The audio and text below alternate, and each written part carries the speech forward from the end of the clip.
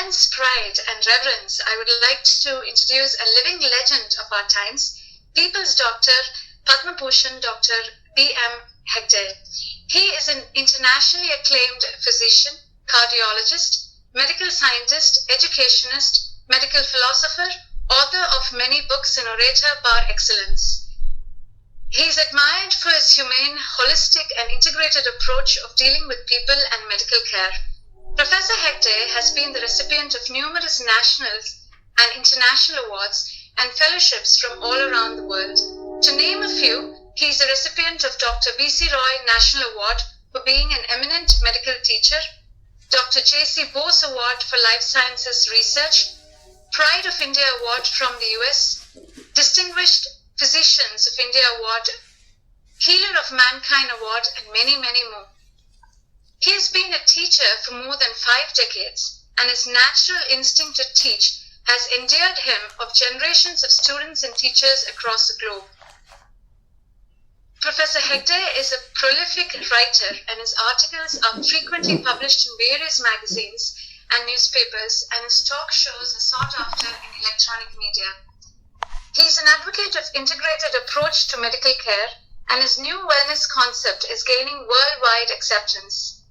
During the last decade, Professor Hegde, along with 15 world-renowned scientists, including many Nobel laureates, has founded the Journal of Science of Healing Outcomes. So without further ado, please join me to welcome Professor Hegde. Thank you very much. What is healthy living? Living as long as you're destined to live without help from outside agencies like doctors and medicines and surgeries is what is called simple healthy living. Actually, it is a very simple thing. We complicate it further. Man is born to die, of course, but then there is a lifespan which is fixed on the day probably you're born, and I always jokingly tell my patients, why worry about death? Because the day you're born, you join the queue for death, or what's called line in America. And this line, of course, we Indians sometimes are good at jumping the line, and so we sometimes go early. But then normally what happens is there's an Irish couplet which says it all. I quote, I eat when I'm hungry, I drink when I'm thirsty. If heavens don't fall down, I shall certainly live till I die. The mantra is, you certainly live till you die. So don't try to be immortal here. You will never succeed, definitely. All people have to die one day or the other. But that, one needs to die only once. If you are not afraid of anything, you die only once. But if you are afraid of so many things like diseases, etc., you literally die every day because of fear. And let me tell you, fear kills, and fear definitely kills. Now let me give you some very simple ideas about healthy living based on the history of this world, which we never try to understand. It was a Roman thinker, Cicero, who said, if you do not learn from history, you will have to relive history. That's what we are doing. On the contrary, we have created so many difficult problems for mankind because of this monetary economy that we have inherited from our ancestors in the West. Monetary economy is the one where greed as a negative feeling gets into human mind. When once greed gets in, and that too in my opinion, when Wall Street greed gets in, all other things fly out of the window and you only worry about making money, more of it, and making money becomes our religion and money becomes our God. So our spirituality also revolves around money. If you want happiness, which has nothing whatsoever to do with money, one of my friends jokingly one day told me, you can't buy everything with money because you don't know where to shop for it. And if you know how to shop for it, you can get everything with money, he says. But I told him, I reminded him, that you can get anything, including you can get justice, you can get anything, but not happiness. What is happiness? Do you know? Happiness is not a goal. Happiness is a journey. If you are happy at this point in time, you will be happy always till you die. But if you are not happy now and you think happiness is a goal, I will be happy when I get a big job. I will be happy when I get married. I will be happy when my child is born. You will never be happy because you are not happy now. The future doesn't exist according to the latest quantum physics. Future is yet to be born. And the past is dead. So I jokingly tell people, if you want to have a happy, simple life, forget 2 days in 365 days. 2 days. The rest of the 363 days, you are very happy. What are those 2 days? Yesterday, the dead yesterday, and the unborn tomorrow.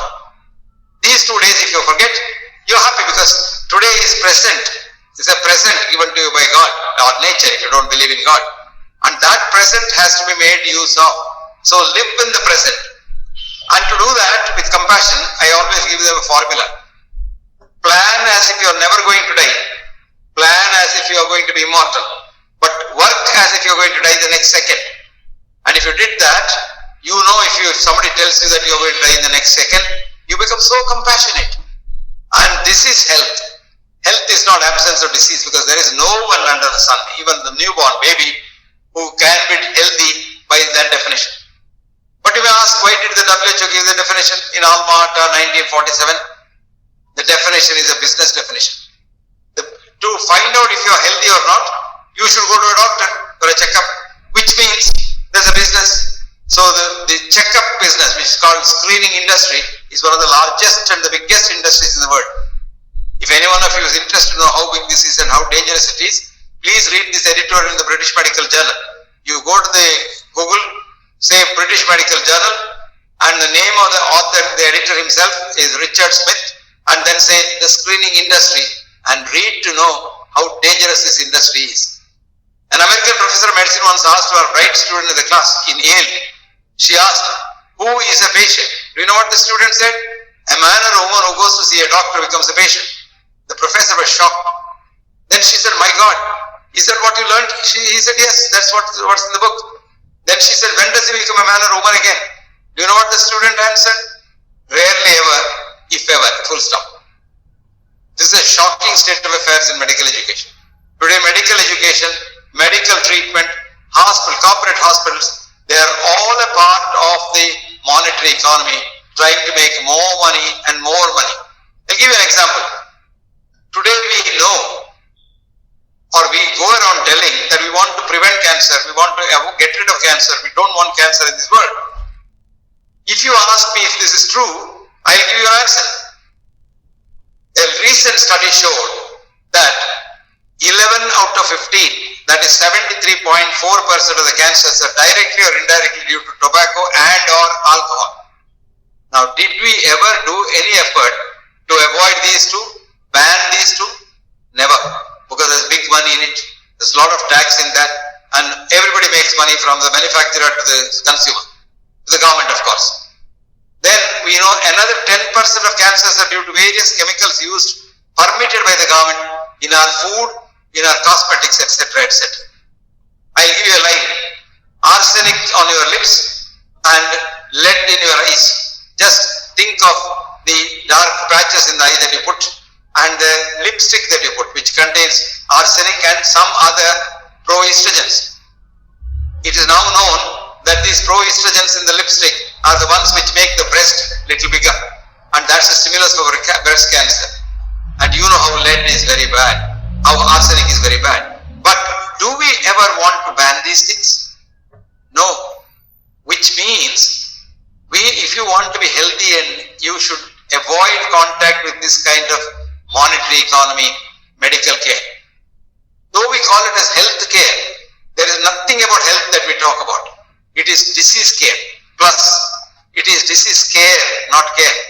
We frighten people in the name of old, ancient, outmoded genetics. Mendel and Darwin's genetics, which has died long back. We still frighten people. Was your father diabetic? Then you are likely to be diabetic. He is fear. The fear itself will kill him. When you are afraid, when you are frightened, you release a lot of catecholamine in your body, and this catecholamine will release sugar from the liver as neoglucogenesis. So, if you are frightened to go for a test and then go and give your blood, lo and behold, you are a diabetic. And once labeled, you are a permanent diabetic. And we have another mantra saying that once a diabetic, always a diabetic. Once a hypertensive, always a hypertensive. These are all what are called lifestyle diseases. And these are manufactured by us. So, try and avoid the doctor and hospitals when you are healthy. Now, how do you know you are healthy if you don't go for a checkup? Very simple. The Indian system of Ayurveda tells it so beautifully. I'll quote in the Sanskrit and give it to you in English after that. Samadhatu samagnischa samadosha malagriha prasannatma indriya manah swasthaitya vidhyate, which simply means you get up in the morning, ask yourself, do I want to go to work? Do you have the enthusiasm? Yes. So you work well, sleep well, eat well, shit well, piss well, and don't hate nobody. You are a healthy person. Now coming to the crux of the whole problem. The human body is just the human mind. The human mind is not in the brain. Human mind is not even in the body. Human mind is a consciousness, which is fundamental. From the consciousness, matter arises. Your body is an illusion of your mind. So where is the mind? Never mind, but the mind is the boss. And as long as this mind is minded by us, and we keep the mind tranquil, devoid of negative feelings, diseases will not come near you. Even by accident, if a disease comes, your mind is clean, the disease will go away very fast, because you have an inbuilt healing mechanism called the immune system. Now, I'll give you a little bit of history. We have been here for 900,000 years in 50,000 generations. Remember that? What we call as science and modern medicine, etc., which I call as a bourgeois science and modern medicine, which are there for about 100 years, 150 years. That's it. Which means, if we believe what these establishments tell you that without our help, you will not survive long, you will have a problem, etc., etc. If that were true, we should have been extinct long before the dinosaurs. Because there are no doctors, no medicines. And to cap it, a recent study of the Amazon forest, deep down in the Amazon forest, there are still aboriginals who have no touch with the so-called civilization as we understand it. And they still live beyond 100 years. And they're very happy. And they don't even have clothes on them. But they know exactly what to do when they relieve their ill. They deliver normally, no cesarean sections, and they have normal lifespan and are very happy. Which was the case even the study of the Innus off the coast of Saskatchewan in Canada. This is a beautiful study published in the Canadian Medical Association Journal 1962, and the study's caption is Failure of Scientific Medicine, the Innu Community Study. The Innus were an aboriginal race off the coast of Saskatchewan without touch with modernity, and they were having an egalitarian society and a sustenance life. They hunted, gathered fruits, etc., etc., and had an egalitarian distribution. The pregnant mother got more, invalid got little more, older people got more, working people got more, and nobody was having anything called I. The word I did not exist. They did not live as an island. Today we think I, that pride, that kills you. And that says I, and I always tell my students, I is the beginning of illness. And if you change that I to we, all of us, and we starts with wellness. All that you have to do to keep yourself well and not ill is forget this I. And what prevents happiness, do you know? A Shishya went to his Guru and said, Sir, I want happiness. Guru smiled and told him, rephrase that sentence, leaving the I. Then he said, want happiness, want happiness. Then the Guru said, now leave want also. There is a happiness, see, there is happiness. There is happiness always. There is happiness everywhere. But what prevented the happiness from coming to you? The I and the want. So these two things, that's why I jokingly tell people, a lot of people are worried about what do I eat? Do I eat this, do this, cholesterol? For 40 years I've been saying cholesterol is a friend. It is made in your own body. Don't worry about it. And the best oil for human health is coconut oil, palm oil, coconut palm oil, because only two fats have same fatty acids. A, mother's milk. B, coconut oil. Both have the base as monolauric acid. And monolauric acid is the base of human immune system. That is why when you are born, you get the mother's milk, which gives you all the immunity and builds up your healer inside the immune system. And if the mother is not there, but the mother is dead and you don't have milk, the only other fat the child can get to survive, and look at your infant feed, this is a coconut oil base. This I've been saying for 45 years, but now thank God, the American USAID has put out a 553-page document saying that fats are good and cholesterol is very good, more the merrier, so you eat eggs, whatever you want to eat, but in moderation. So I always tell people, eat what you want to eat, but stop when you think you can eat that much more. In moderation, everything is good. All this is contained in a single stanza in the Ayurveda text of Shruta, which says, Hita Mita Ahara Sevi. Eat in moderation what you like. Samikshakari, work very hard. I have never seen anybody dying of work or hard work as long as you love your work. When you hate your work, you will die of work. Samikshakari. Then it says, Data, be a giver, not a taker, because when you give even $1 to somebody, you are happy that you've been able to give. But if somebody gives you $10, you worry, why couldn't he have given $50? If he gives you $50, you think, why couldn't he have given $100? So greed starts with the taking. So be a giver. Then it says Samaha, treat everyone as equal. Because all of us remember are born alike. All of us remember are going to die alike. Why this difference? Rich, poor, good, bad, and this and that. All this comes because of our mind. So keep the mind clean, devoid of negative thoughts. So Samaha, treat everyone as equal. You remember D.H. Lawrence wrote, our ingress into this world was naked and bare. Our progress in this world is trouble but care. Remember that word care? Care is a beautiful word. Then it says, our ingress from this world will be nobody knows where. If you do well here, you will do well there. These dying patients with terminal illness, terribly worried. I jokingly tell them, why are you worried? Die one must. Today or some other day or whatever day. So why are you worried? You will die like anyone else. But you are a good man. So you are likely to go to heaven. And that's where you wanted to go all your life. Dharma, Artha, Kama, Moksha. You wanted to go to heaven. And there is where you are. You are happy. Supposing perchance God's account book keeping is slightly wrong and you go to hell, you are so happy there because so many of your friends are there. You enjoy life there. So if you do well here, you will do well there. Then lastly, what does it say? Shamavan, forgive others. You can say I'm a good man, but someone else may not be a good man. He may abuse you. But you forgive him, saying that no, he doesn't know. He knows not what he knows not, so forgive him. But what is interesting is the most important two parts are Samikshakari, work very hard, and Shamaha, give forgiveness. Then it says, Aptopasevi bhavetarogya. Treat everyone as your near and dear ones. Everyone as your relative. Everyone as you. Because you and the other person are the same, because the same consciousness pervades all living things and dead things.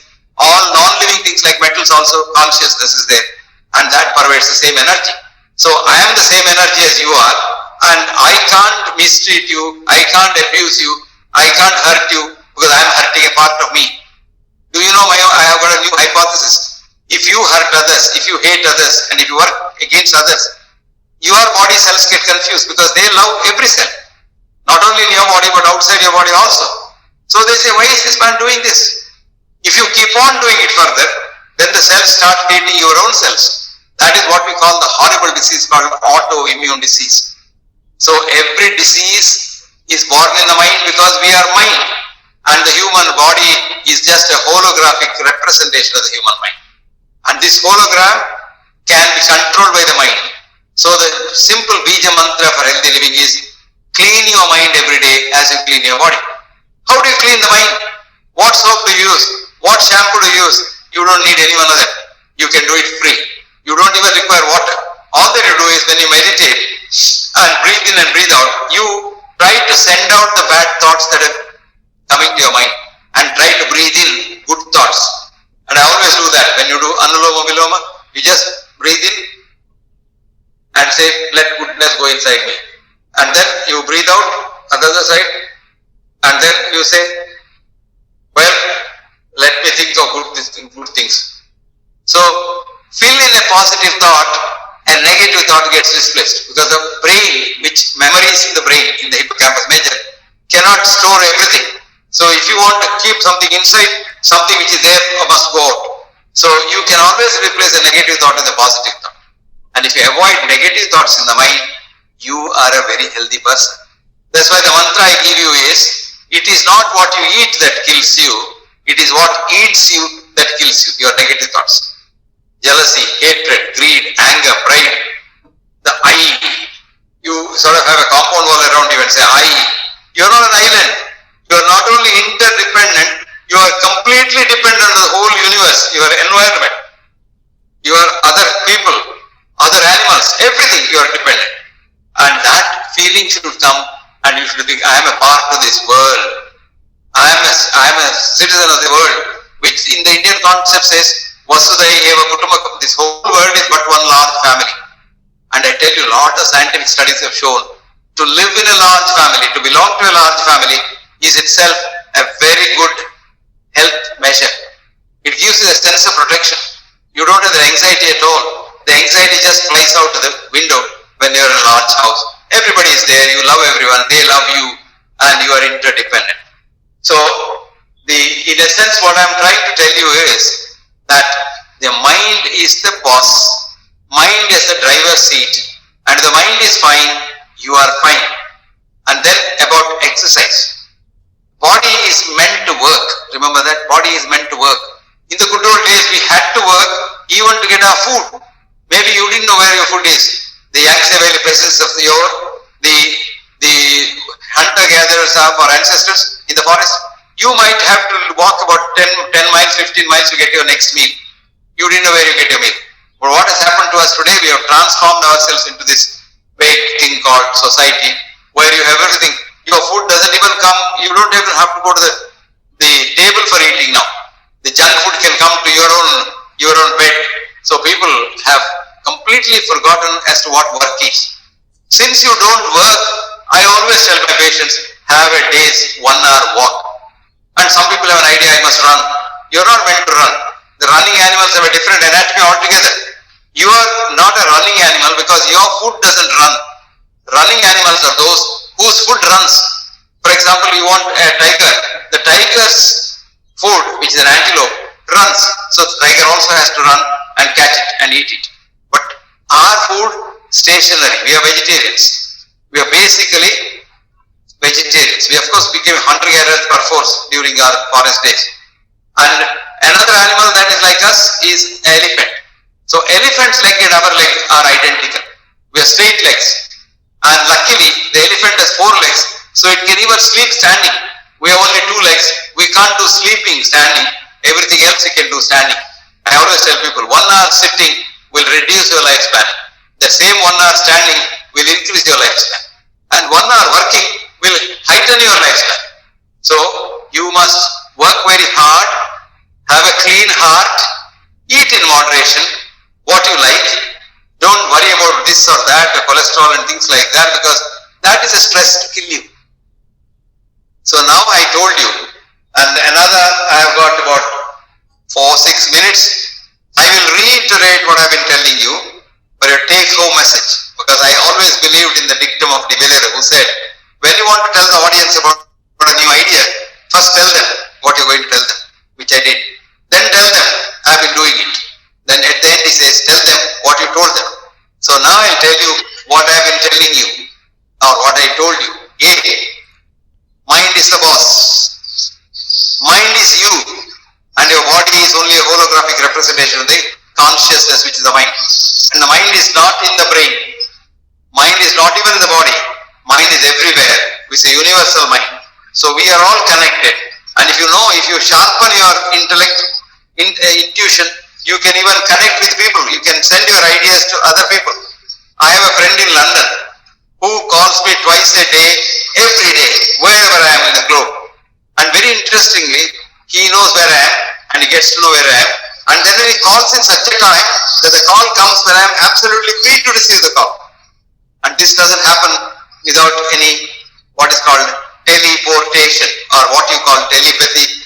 And today in quantum physics, non-locality, experiments have now shown that if I produce an induced brainwave change in a mind, and if the mind can connect with other minds, the same change can be seen in other minds. You can trace it back from the other minds. This is called non-locality.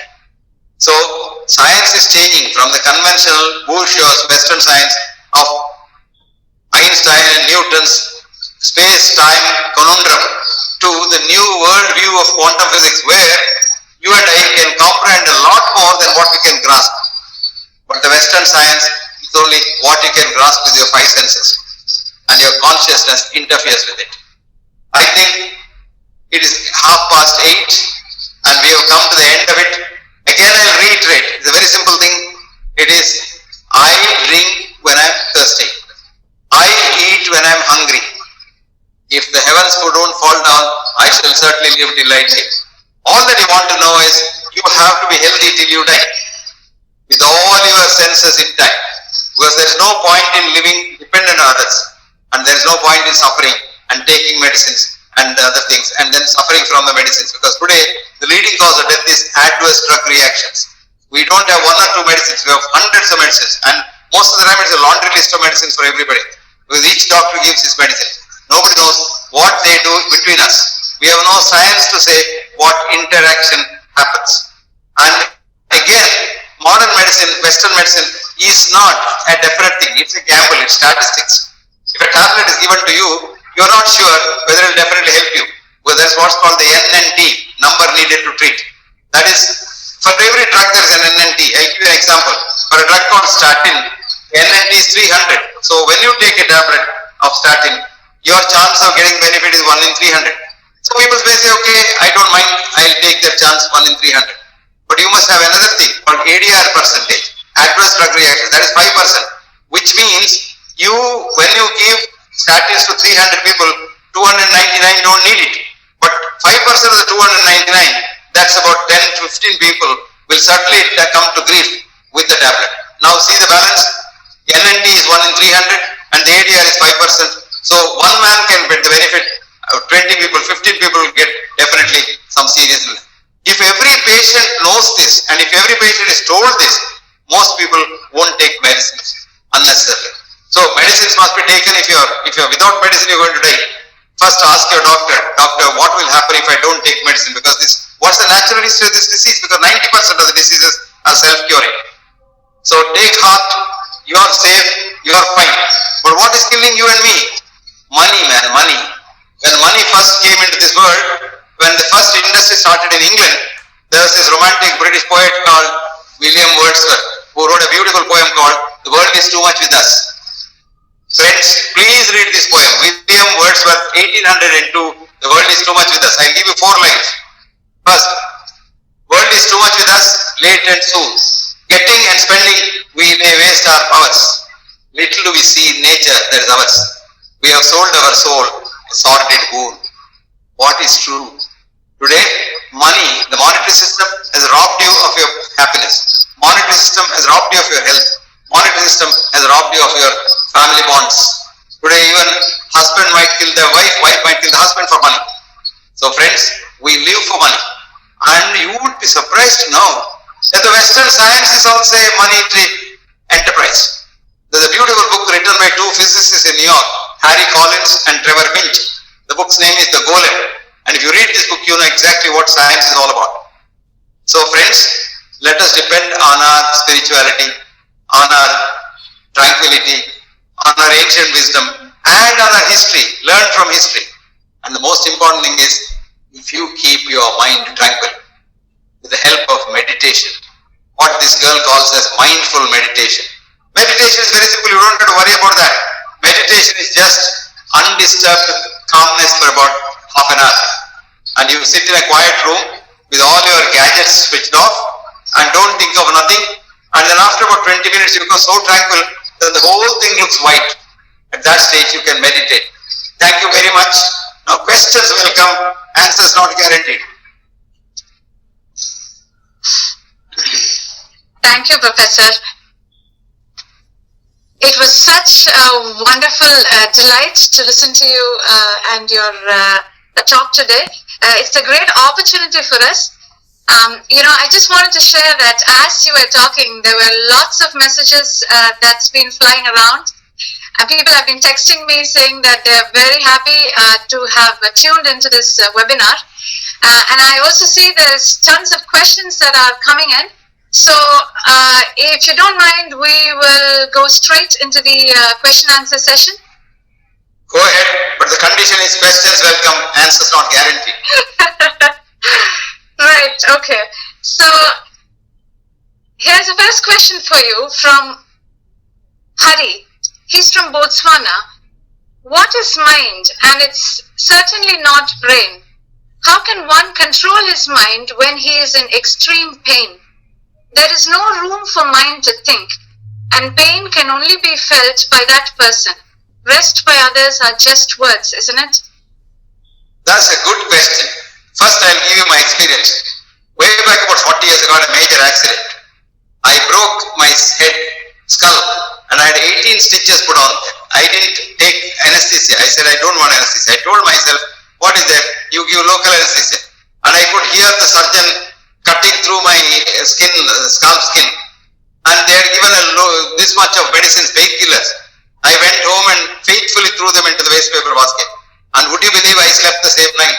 You can tell your mind. Now you ask the first part of the question. Where is the mind? This is a very good question. The mind is everywhere. So if you have a pain in the head, you can tell that part of the mind in the head saying that there is no pain. You don't feel the pain. Pain is what? It's a feeling. I'll give you an example, another example to convince you. Supposing you have a toothache today, let us say. And toothache at night is the worst thing and you fret and fume about it. Let us say you meet with an accident the same day and break your bone, which is a greater pain. The toothache disappears. So it's a competitive thing in the thalamus. When the pain goes into the thalamus, the threshold, the stronger pain enters first and the weaker pain goes down. So you can increase your threshold in the thalamus by meditation and say, look, pain should not go in. I'll give you a book if you want to read. There is a book called Molecules of Emotion. Molecules of Emotion. Written by a fascinating scientist who should have got the Nobel Prize, but she didn't get the Nobel Prize for obvious reasons. Now she has written, her name is Candace Pert. In there she has a sentence. Time has come for us when we have a severe headache not to go to the tablet cupboard and eat a tablet, but sit and meditate and elevate our consciousness and raise the threshold. The pain disappears. Thank you very much. Thank you. Wonderful answer. Now, this is a question from Rajkumar and he's from India. When some diseases are called hereditary, does the genes carry them? How to change that? Very good question. You are still in the 18th century science, young man. Genes don't have anything to do with the disease. Genes don't have anything to do with even your evolution. But genes are not powerful for the simple reason. The genes have only 23,000 human genes. A chromosome has 23,000 human genes, but 2.5 trillion germ genes. So your contribution from your parents or from a family is 23,000 divided by 2.5 trillion, which becomes 1 in a million. So your chance of getting something from your family is 1 in a million. But you can sometimes inherit diseases in the family, provided you follow the same lifestyle, which is called environment. So evolution is environmental and not genetic. We have come to know epigenetics. But genetics is still being propped up because genetics is money. Genetic counseling, genetic doing this, genetic engineering, stem cell research, all that will come to naught, but they will make money. So we are in the age of epigenetics where evolution depends on the environment. And even if you have a gene to inherit a heart attack, if you change your lifestyle, later on in life also, the gene will become powerless. There is what is called gene penetrance, which depends on the environment. And what is the environment of the mind? Body is a human mind. And if you keep your mind happy and healthy and mind filled with compassion for others, your gene also will turn. As a matter of fact, meditation now has been shown to increase the length of the telomere, which can even increase your lifespan. Forget about the gene. Thank you. Thank you. This is a question from Prakash, again from India. What role do you see for yoga and meditation in setting right the much needed work-life balance in everyone's life? As a matter of fact, it must be universally taught to children in school. Because this is a very great thing. My own experience in the last 40 years that I've been meditating and doing yoga, meditation techniques, you will please do that and enjoy them. And it's a must for everybody because it can change your life, it can change your mind, it can make you a different human being and you will forget all your negative feelings. Excellent, thank you. Here's a question from Dr. Radhesham and from USA is, a daily meditation practice seems to increase my basal parasympathetic tone. I have an enthusiasm to work, but this seems to be different from my colleagues who do not meditate. Their enthusiasm is manifested outwardly, whereas I feel my enthusiasm is manifested inward. It may be difficult for the world to see the difference.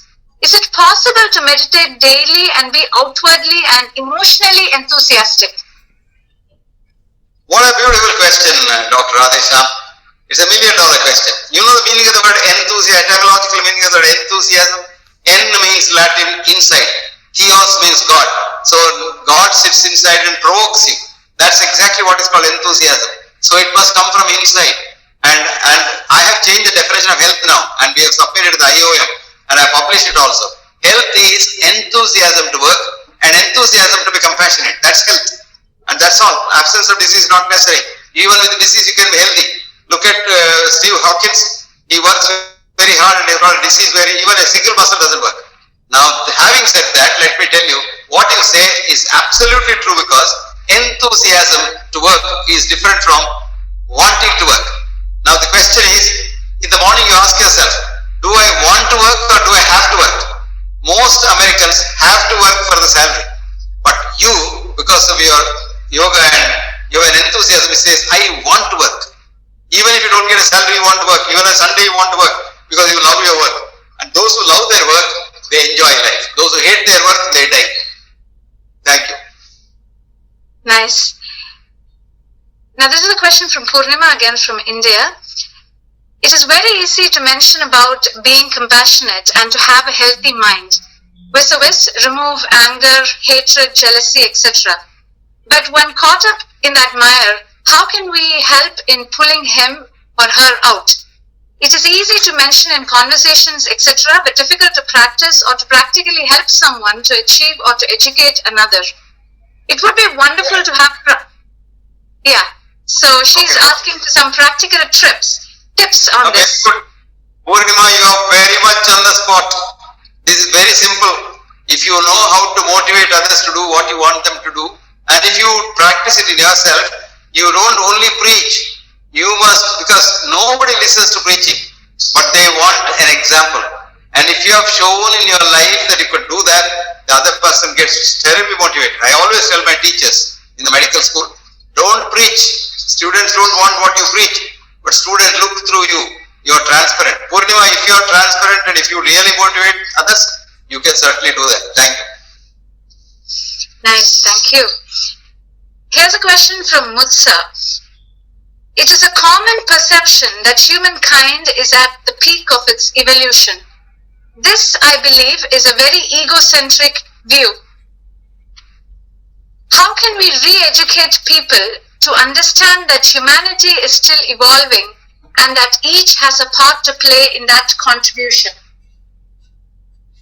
If you understand the evolutionary biology, which is a new biology now, vis-a-vis the old conventional biology of the Western science, you will quickly understand that humankind is still evolving and keeps on evolving. It's a continuous process. And this evolution is environmental. And there the human mind comes into play, because the environment of human being is the human mind. And we are having the same human mind, and all of us have the same mind. So evolutionary biology is a fascinating new thing. You know, even there was what's called a revolutionary biology about 100 years ago. There was a man called Christopher Caldwell, and he had an idea that all this Western science, which he termed as bourgeois science, is wrong.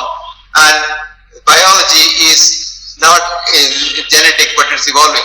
100 years ago. And he was the one who first said Darwin and Mendel were wrong.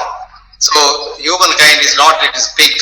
It is still evolving. Actually, we have now evolved from germs, and we will evolve a lot. Thank you. Thank you.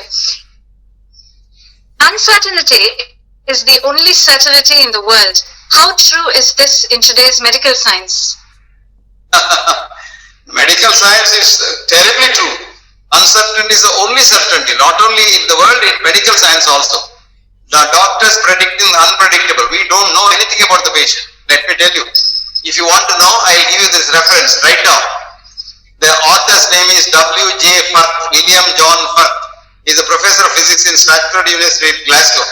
And the article's name is Chaos, Doctors Predicting the Unpredictable Future of Their Patients. And the journal is British Medical Journal, BMJ. Year is 1991, volume is 303 and page is 1568. Please read this article which will tell you uncertainty is the only certainty in this world. Thank you.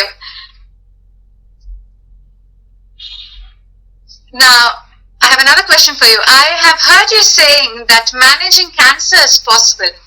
Can you elaborate on this, doctor? There are a lot of case reports where cancer can be managed with the mind. Remember that? Because cancer is a part of the body, and cancer is body's own cells which wander around because they could not survive in the bad environment of the body. Today we make the body so bad. We make it acidic, we eat all cooked meat. Remember that if you want to eat meat, you must eat it raw, because look at nature, that science is studied from nature. No meat-eating animal in the world eats cooked meat. And we have nearly 4,000 articles saying that cooked meat is making the body acidic and the cells have to mutate to survive. But nobody bothers about that. Anyway, come back to that. Cancer cells are body's own cells. And mind you, they work like normal cells. They may look different, morphology, because we distort the thing. We take a biopsy, put it on the glass slide, smear it with something, then kill it with chemicals, and then look under the microscope. They look horrible, and then we say this is cancer. A great biologist, one of the Nobel laureate biologists, Albert Szent-Györgyi, in his book called Introduction to Submolecular Biology, writes this, I quote, I don't know what cancer is. Who is saying this? A Nobel laureate biologist is saying that, because cancer cells work like normal cells. They may look different, and I don't know how to kill cancer with medicines from outside, especially chemotherapy, etc., because you have to kill equal, if not more, number of normal cells. So friend, the only future for cancer treatment is cancer treatment by meditation and quantum healing. Quantum healing is a new word, and quantum healing is a real possibility, because after all you are an energy and matter is only a part of it, and energy changes to matter and matter to energy at the rate of 1044 times in a second. So if you meditate and then say, this part of my body which is a cancer, when it regenerates and comes again as matter, let the cancer disappear. And there are instances, the reported cases where cancers have gone, and I don't know of any cancer that's completely cured by Western medicine. Very interesting. Thank you, Professor. This is a question from Ruby from UK. Do you think it is possible that kindness and compassion can be taught to medical professionals? And if so, how can we do this?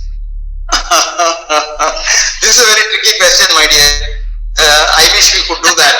Because unfortunately what happens today is, if man is genuinely a good human being, in the good old days, do you know what happened? Doctor must be a good human being, then only he can become a doctor. Today what has happened?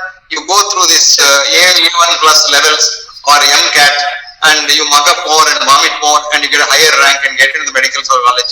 You are all the time worried about the materialistic part of it. How much I get. Today, a medical student who comes out of the college in America has got so loan that unless he earns this way, he will not survive. So our whole idea is changed. It's very difficult to brainwash them and change them. But let me tell you something. Today we know, I am talking of very high science, that medicines don't cure, surgery doesn't cure, but the faith of the man in the doctor cures. There's a study done by my former chief in Harvard, directed at least by him, which showed that even bypass surgery is only a placebo effect.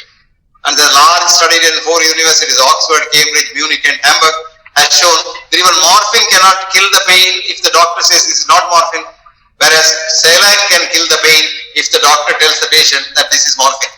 So it's the mind that does it, and fMRI has shown that when a patient believes in his doctor and faith in the doctor, which is called the placebo effect in Latin, the brain's forebrain produces so much of opioids that the pain simply disappears. So very difficult to change the doctor's mindset today, thanks to the environment in which they are brought up as doctors. But in the olden days, wise people were only doctors, and people had to have faith in the doctor, and that's called really commanding the respect of the patient. Today we demand respect of the patient, and we want money. In the olden days, money was not in the picture at all, and actually you will be surprised, before the 18th century in England, where you are, there were no hospitals, and doctors had to go to the house of the patient. And if the household was rich enough, when you go to wash your hands on the wash basin side, 3 gold coins were kept, which means it is for you. You can pocket it and go. But if the house had no money will be kept there. So if the money is not there, you wash your hands, go back into the house and thank the household for giving an opportunity to help another man in distress. Mind you, doctoring is a great job. Doctoring must give you so much satisfaction. Money should not come into the picture. If I am able to help somebody, what great thing can I do? And to have an opportunity to help another man in distress. Remember that? Another man in distress is the greatest opportunity mankind can get. Unfortunately, today what happens is we are so greedy that we don't think of the human being, we think of his purse. Thank you. Very nice. Thank you, Professor. This question is from Jonathan. I'm not sure where he's from. Can sickness also physically spread and manifest to represent the collective disease in a society or community? Of course, yes. Of course, yes. That's something like an epidemic. It can spread, and it does, because we are all one. Remember that? We are one. You, Jonathan, is a part of me. You are a part of me because me and you have the same consciousness, same energy in us. And though we look solid, there is nothing solid about us. We are a bundle of jumping leptopods. And today with biophoton camera, if I photograph you, I can see your 120 trillion cells jumping in happiness, and then you are healthy. If they are not, then you are unhealthy. And they jump in happiness only when they are happy. So yes, it is a sort of a very infectious, contagious process. Nice. Now, this is an interesting question. Is there any scientific evidence to suggest that one can literally live by sunlight and pranayama only? Very interesting. Very interesting. You probably don't know about Inadias. Have you heard of Inadias? Inadias are people who don't eat, don't drink, and live happily ever after. They live on sunlight because if you are an adult, you don't require food because you don't grow. We live by the sun's energy, ultraviolet rays, through the Schumann ring around the world, which the sunlight produces. And this sun's energy is the one that keeps you going. I have studied a patient who has been studied even in the Queen Square in London, where this man stays, he looks at it and looks at the sun for 4 hours in the morning. And we had kept him in the Director General of Police house for 1 week to see if he eats or drinks anything. Nothing. And these people don't produce any shit, no piss, nothing. And they don't put in anything, they don't bring out anything. But they live ever. Number one. Number two, in 1903, Phil Nelson got the Nobel Prize for showing that sunlight can kill TB bacillus. He got a Nobel Prize for that. So you have scientific evidence, you have all the evidence, and study Inadias. And Inadias are wonderful people. And if you want to know, my dear young man, there's a nice book you read, written by an American, your own colleague. His name is David Wiebers. David Wiebers is the neurobiologist at the Mayo Clinic. And his book is called The Theory of Reality. Reality is something different from science. And reality is nearer the truth. This book, The Theory of Reality, is a wonderful book. David is a good friend of mine, and he is a wonderful writer, and he is genuine. Thank you. Thank you, Professor. Thank you to take the time to patiently answer all these questions for us. Now, there's just one last question, and that kind of beautifully leads into what I was planning to do next. So, if you don't mind, I will take that question. Go ahead. You are the boss. Well, there's only one boss, as I said, so. Anyway, the question is... Go on. The question is... time for your breakfast. I know. Thank you, sir. So here's a question. Our mind is already corrupted with life sciences. Though I wish to come out and try to focus on healthy living, how to achieve that practically? This is from Vasugi, India. Vasugi. Yes. Vasugi, practice makes you perfect. Meditation in the beginning might not change you very much, but if you continue with it and have faith in it and do it sincerely, honestly, conscientiously, authentically, I can assure you that you will be able to get rid of all that and change your mindset and change your mind. And it's very easy. And there are methods of doing it if you want. The same book that I told a friend of mine earlier, Molecules of Emotion, is a fascinating book. You must see the struggles that this girl went through, but she became normal and very. There's another book if you want to read it. It's called Biology of Belief. This is written by a man called, what is his name? I can't remember his name too, but I've heard a lot about that book. It's amazing. It's called Biology of Belief, and he is David. I just can't get the name right. I'll get it. You know, it's in the stomach, but it's not coming to the mouth. Figurative. Yes. Lipton. Bruce Lipton. Bruce, B-R-U-C-E, Lipton, L-I-P-T-O-N. Bruce was a theatre artist. He tried his hand in pictures, failed everywhere, then joined the medical school with great difficulty, failed there also, and then he went into really seeing what's life about. Because he was an anatomy teacher, and there he was studying the cells, and one day he was studying live cell under the electron microscope, and he suddenly found how cell comes to life. That changed his outlook. He became a believer, he became completely changed, and wrote this beautiful book called Biology of Belief. Please read that, you will believe in yourself. Thank you. Thank you. It was beautiful. I mean, you just said everything that I had to say. So I thought, if from my personal experience, definitely, I just wanted to put in my 2 cents that meditation certainly gets us there bit by bit. And a participant, Jyoti Newley, just messaged me saying, simple living is a key to healthy living. And I thought it was a beautiful message. Definitely, Heartfulness 10 Maxims makes way for that, and I just couldn't agree more. And in today's world, we are hearing quite a bit about the scientific part of meditation on our body. And from my experience, I'd like to add that the unique Heartfulness Clinic technique helps in liberating oneself from those hard to get rid of habits and tendencies. We also experience high energy in our activities and a great sense of purpose and fulfillment, like our professor was mentioning earlier on in his talk. So in a nutshell, it strengthens our strengths and weakens our weaknesses and makes us more holistic. So if you're all willing at this point, I would like to give a taste of the relaxation now. Professor, you can certainly join us. Lakshmi, before that, let me just chip in. We have done a lot of work on coronary artery disease, which people say must require surgery. We have done meditation and lifestyle changes. 100 patients were told that without bypass surgery, they will die in 3 months.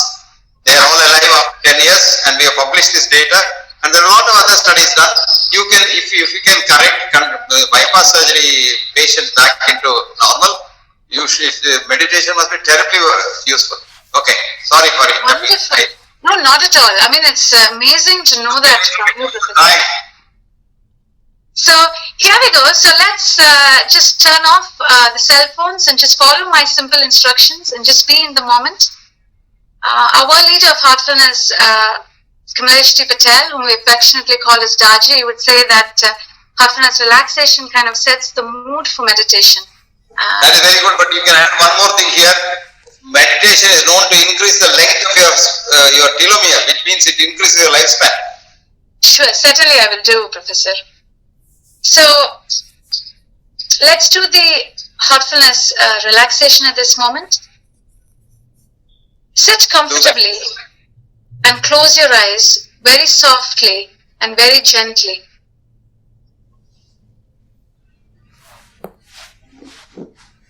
Let's begin with the toes. Wiggle your toes. Now feel them relax.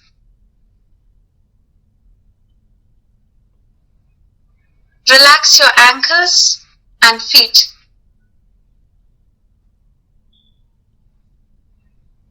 Feel energy move up from the earth, up your feet, to your knees, relaxing the legs.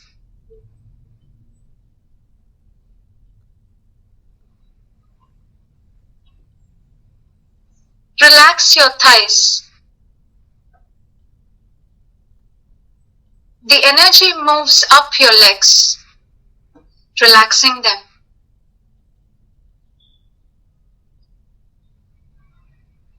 Now deeply relax your hips, stomach, and waist.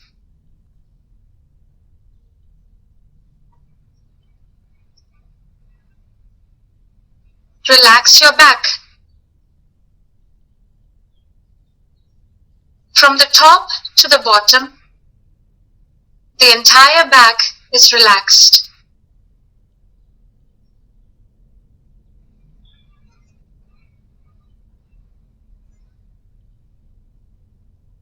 Relax your chest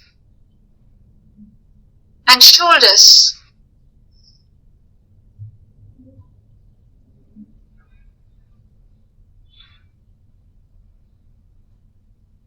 Feel your shoulders simply melting away.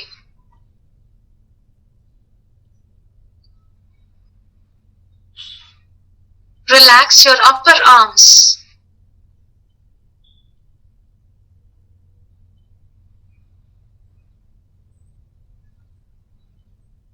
Relax each muscle in your forearms, your hands,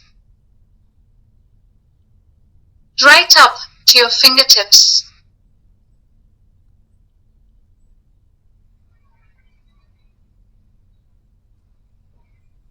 Relax the neck muscles.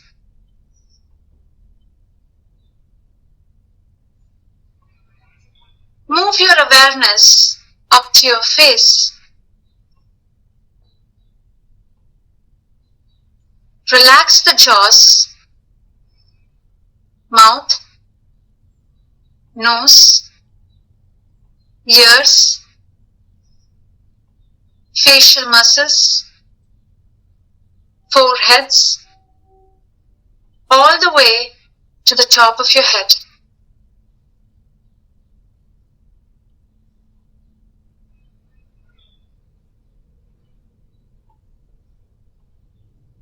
Feel how your whole body is now completely relaxed.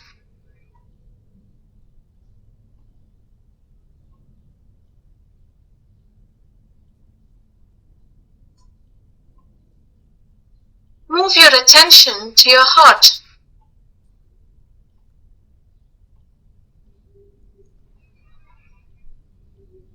As you rest there, gently have the idea that the source of light is illuminating your heart from within and is attracting or pulling your attention inward.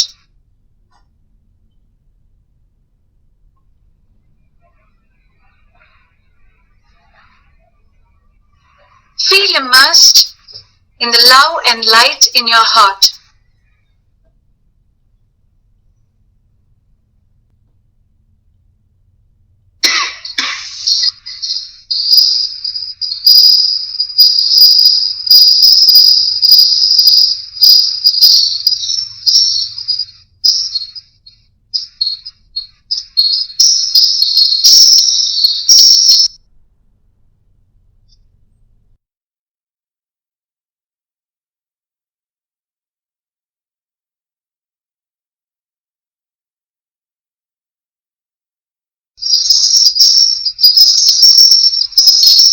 Now gently open your eyes and come back to the present moment.